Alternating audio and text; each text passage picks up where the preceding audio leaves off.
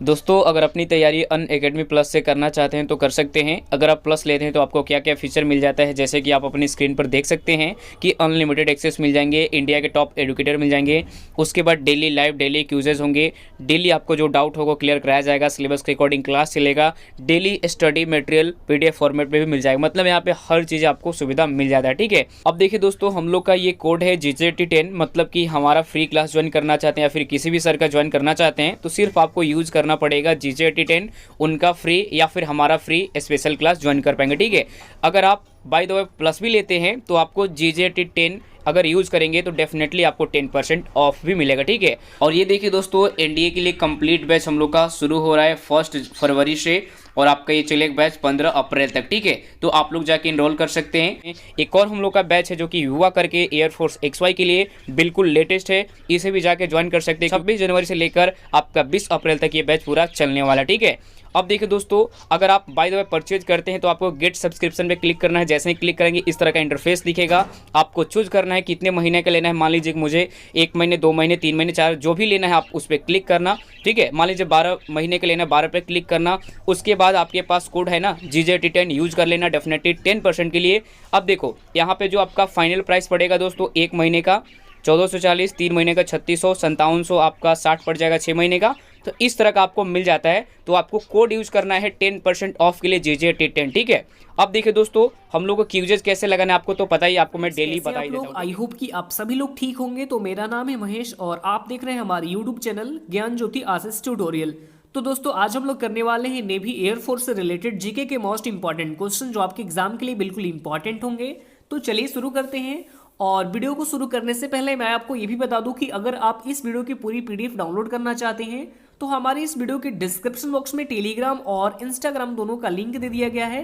तो सबसे पहले आपको क्या करना होगा, टेलीग्राम चैनल ज्वाइन करना है और वहां से सारे वीडियो PDF फाइल को डाउनलोड कर सकते हैं। ठीक है, तो चलिए शुरू करते हैं। और यहाँ पर देखेंगे पहला क्वेश्चन आप लोगों के स्क्रीन के ऊपर ये है। पहला क्वेश्चन ये कि हवाई जहाज के जो टायर होते हैं उनमें कौन से गैस पाए जाते हैं। ऑप्शन ए में क्या है, magnesium, option B nitrogen, option C helium और ऑप्शन डी हाइड्रोजन।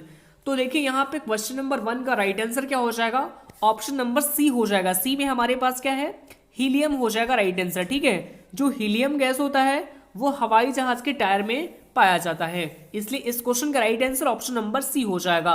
और ये सारे क्वेश्चन क्या है, प्रीवियस ईयर क्वेश्चन है, इसलिए इसको आपको यहाँ पे याद रखना होगा। ठीक है, चलिए आगे बढ़ते हैं।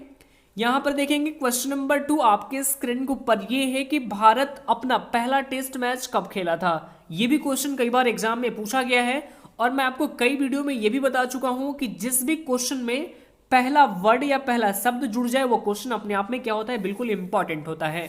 तो सवाल हमारे पास ये कि भारत अपना जो पहला टेस्ट मैच था वो कब खेला था।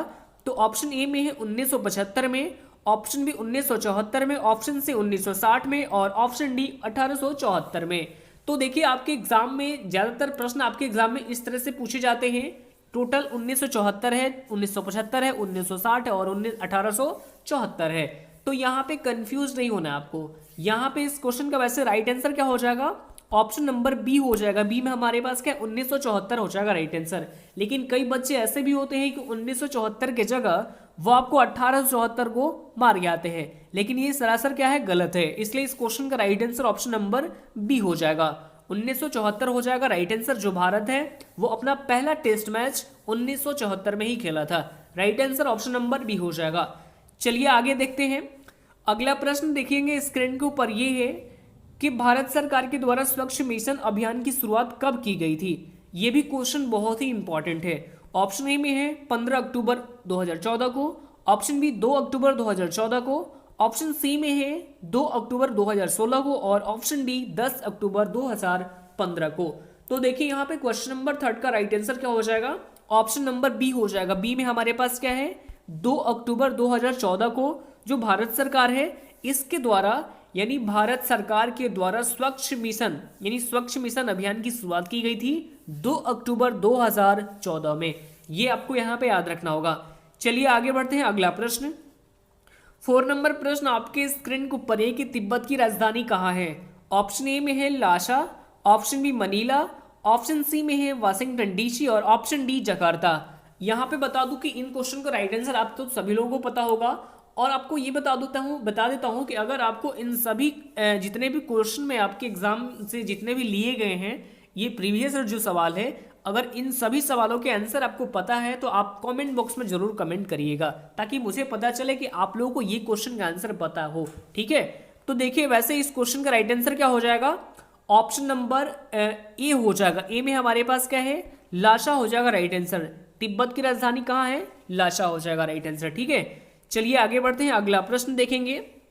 प्रश्न संख्या 5 देखेंगे यहाँ पे कि विश्व खाद्य दिवस ये कब मनाया जाता है। और आपके अक्सर जो एग्जाम है, एग्जाम में दिवस से सवाल पूछे जा रहे हैं, आपके राज्य राजधानी से सवाल पूछे जा रहे हैं, आपके मुद्रा से सवाल पूछे जा रहे हैं। तो ये सब सवालों का मतलब एक ना एक क्वेश्चन आपके एग्जाम में इस तरह से पूछे जा रहे हैं। और मैं आपको ये बता दूं कि योजना से जितने भी सवाल है वो सवाल आपको याद करना होगा, अनुच्छेद से जितने सवाल है वो सभी आपको याद रखना होगा, क्योंकि इन सभी से एक एक सवाल जरूर एराइज किए जा रहे हैं, तो इसलिए आपको बिल्कुल यहाँ पे याद रखना होगा। ठीक है, तो क्वेश्चन नंबर 5 यहाँ पे क्या कह रहा है कि विश्व खाद्य दिवस ये कब मनाया जाता है।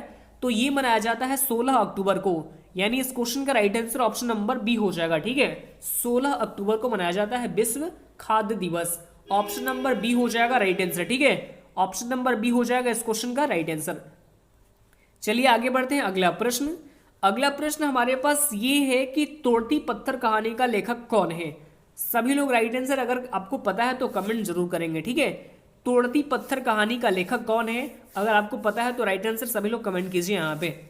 ऑप्शन ए में क्या है, राम प्रसाद राय, ऑप्शन बी हरिहर प्रसाद बच्चन जी, ऑप्शन सी में है सूर्यकांत त्रिपाठी और ऑप्शन डी मनीष सिसोदिया।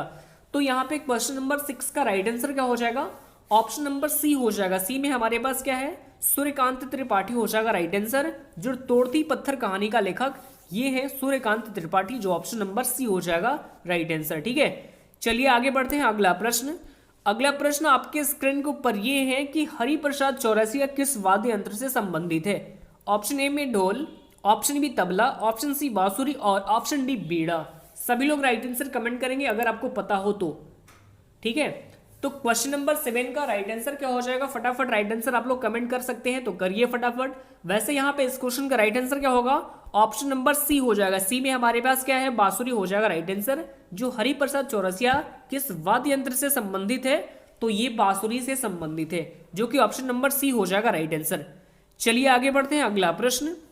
अगला प्रश्न आपके स्क्रीन को ऊपर ये है कि ईरानी क्रांति कब हुई थी। सवाल नंबर 8 में आपके क्या कह रहा है कि ईरानी जो क्रांति हुई थी ये कब हुई थी। ऑप्शन ए में है 1976 में, ऑप्शन बी 1989 में, ऑप्शन सी 1979 में और ऑप्शन डी 1950 में। ये बहुत ही जो हमारे पास ऑप्शन दिए गए हैं बहुत ही कंफ्यूजन वाले ऑप्शन है, इसलिए अब मैं कंफ्यूजन इतना हिट दे दिया तो आपको आंसर तो पता ही होना चाहिए।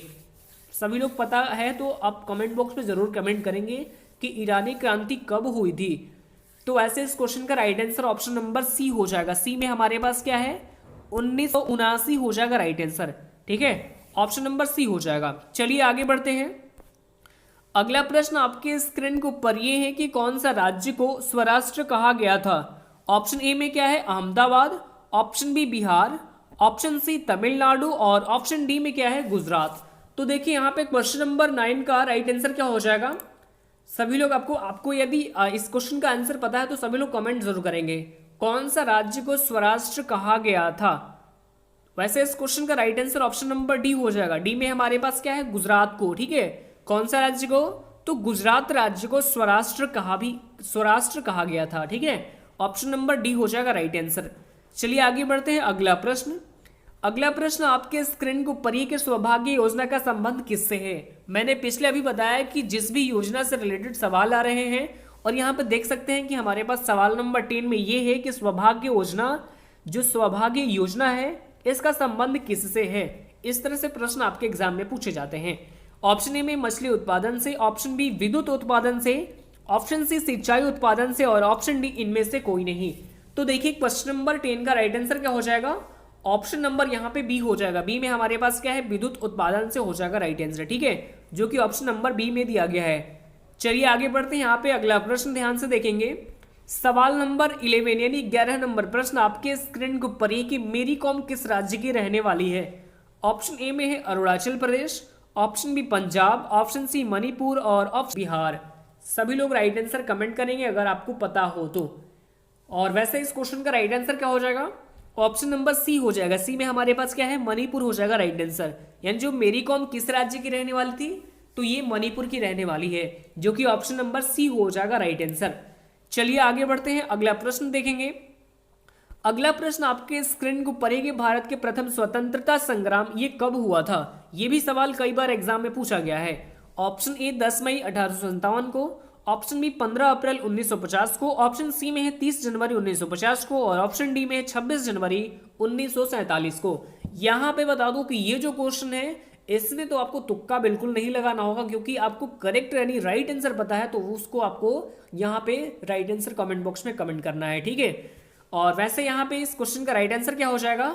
ऑप्शन नंबर ए हो जाएगा। ए में हमारे पास क्या है? 10 मई 1857 को हो जाएगा राइट आंसर। यानी जो भारत का प्रथम स्वतंत्रता संग्राम हुआ था वो 10 मई 1857 को हुआ था। ऑप्शन ए हो जाएगा राइट आंसर। चलिए आगे बढ़ते हैं, अगला प्रश्न। अगला प्रश्न आपके स्क्रीन को पढ़े कि झारखंड में पंचायती राज अधिनियम कब बनाया गया? ऑप्शन ए में है 2005 में, ऑप्शन बी 2003 में, ऑप्शन सी 2002 में, और ऑप्शन डी में है 2001 में। ऐसे इस क्वेश्चन का राइट आंसर आप सभी लोग को अगर पता है तो राइट आंसर जरूर कमेंट करेंगे। और यहाँ पे इस क्वेश्चन का राइट आंसर क्या हो जाएगा?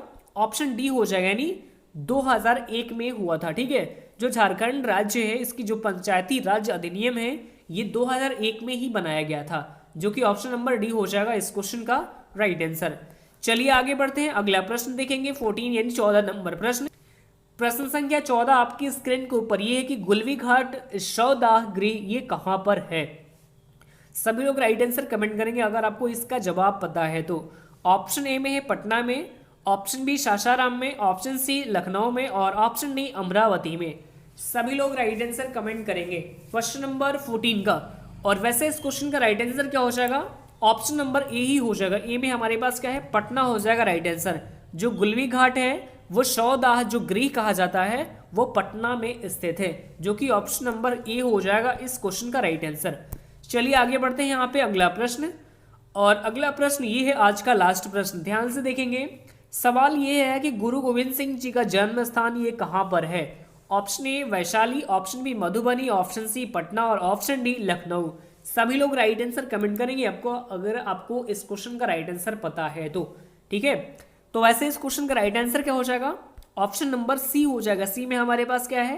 पटना हो जाएगा राइट आंसर, ठीक है। जो गुरु गोविंद सिंह जी है इनका जन्म स्थान ये कहाँ है? तो ये पटना में ही है, ये आपको यहाँ पे याद रखना होगा। और ये जितने भी मैंने क्वेश्चन अभी कवर कराया ये सारे ही क्वेश्चन प्रीवियस ईयर क्वेश्चन है।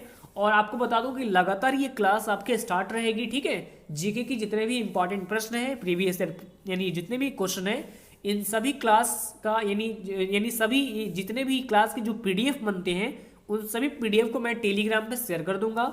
और कई सारे बच्चे भी कमेंट कर रहे थे कि सर अगर पीडीएफ जो टेलीग्राम पे नहीं आ रहा है सर बहुत ही दिक्कत हो रही है, रिवाइज करने में दिक्कत आ रही है। तो ये सब दिक्कतों का सामना करना आप बिल्कुल नहीं पड़ेगा, आपको मतलब पीडीएफ आपको बिल्कुल दे दी जाएगी, ठीक है। यानी वीडियो देखने के 1 घंटे बाद आपकी पीडीएफ आपकी टेलीग्राम ग्रुप पे दे दी जाएगी। तो चलिए आज के लिए इतना ही। अगर आपको ये वीडियो अच्छा लगा तो वीडियो को क्या करेंगे? लाइक करेंगे, और एटलीस्ट एक अपने स्टडी ग्रुप में क्या करेंगे? शेयर भी कर देंगे, ठीक है। तो चलिए फिर मिलते हैं नेक्स्ट वीडियो में। धन्यवाद।